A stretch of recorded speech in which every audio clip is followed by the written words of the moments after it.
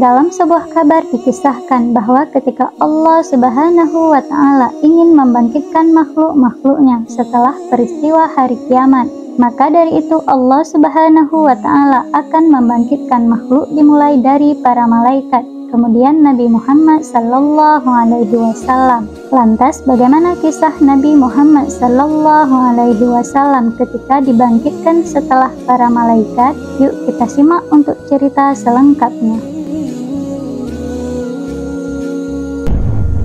Assalamualaikum warahmatullahi wabarakatuh. Sehat sejahtera untuk pendengar setia cerita-cerita di Pelita Hikmah. Semoga kalian semua selalu dalam lindungan Allah Subhanahu wa Ta'ala, dan semoga rezeki dan urusan kalian selalu dilancarkan. Tuliskan harapan kalian di kolom komentar. Semoga apa yang kalian inginkan segera terwujud. Amin ya rabbal alamin. Pada video kali ini kita akan membahas kisah hari kebangkitan dan manusia pertama yang dibangkitkan oleh Allah Subhanahu wa Ta'ala.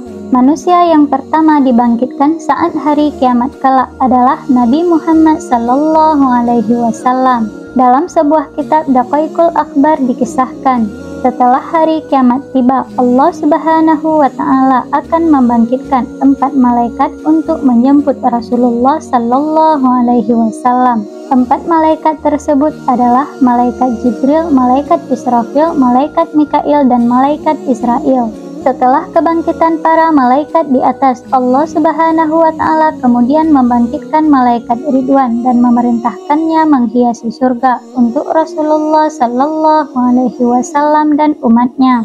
Allah Subhanahu wa Ta'ala juga membangkitkan Buraq yang merupakan makhluk dari golongan hewan yang pertama dibangkitkan. Diketahui Buraq merupakan tunggangan Rasulullah sallallahu alaihi wasallam dalam peristiwa perjalanan Isra Mi'raj. Allah Subhanahu wa Ta'ala juga memerintahkan para malaikat untuk menghias Buraq.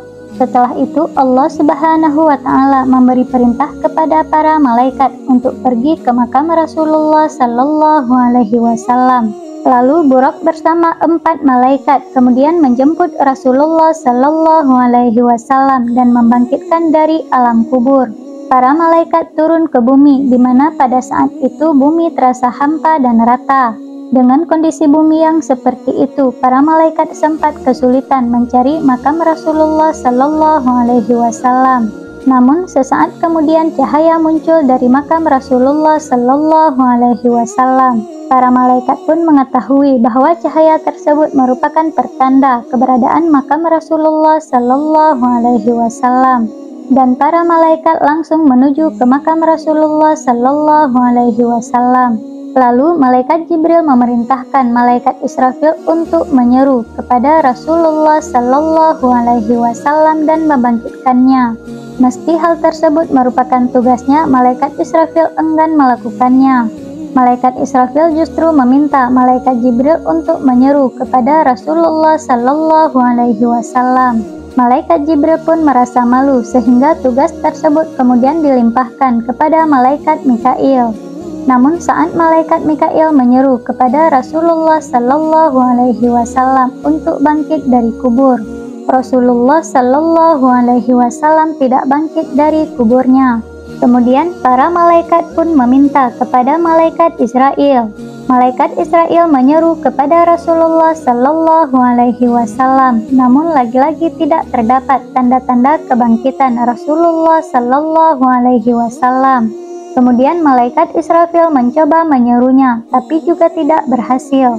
Kemudian malaikat Israil menyerunya dengan cara yang berbeda. Wahai roh yang baik, berdirilah untuk memutuskan hari keputusan, hari diperhitungkan amal perbuatan, dan hari ditampakkannya amal perbuatan kepada Zat yang Maha Pengasih. Setelah itu Rasulullah sallallahu alaihi wasallam bangkit dari kuburnya. Malaikat Jibril kemudian mendatangi Rasulullah sallallahu alaihi wasallam dengan membawa 2 perhiasan serta Buraq dan menyampaikan hari kiamat telah tiba. Mengetahui hal tersebut, Rasulullah sallallahu alaihi wasallam gelisah dan menanyakan umatnya. Kemudian malaikat Israfil menjawab pertanyaan Rasulullah sallallahu alaihi wasallam. Demi kemuliaan Tuhanku, wahai Nabi Muhammad sallallahu alaihi wasallam, Aku masih belum meniupkan sangkakala kebangkitan sebelum kebangkitanmu.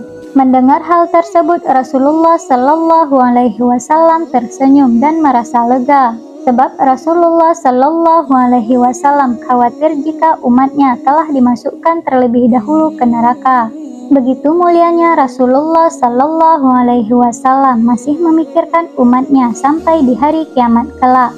Sekian dari saya kisah hari kebangkitan dan manusia pertama yang dibangkitkan oleh Allah Subhanahu wa Ta'ala. Jangan lupa tekan tombol like dan subscribe agar channel ini bisa terus berkembang dan menceritakan berbagai kisah-kisah lainnya. Assalamualaikum warahmatullahi wabarakatuh.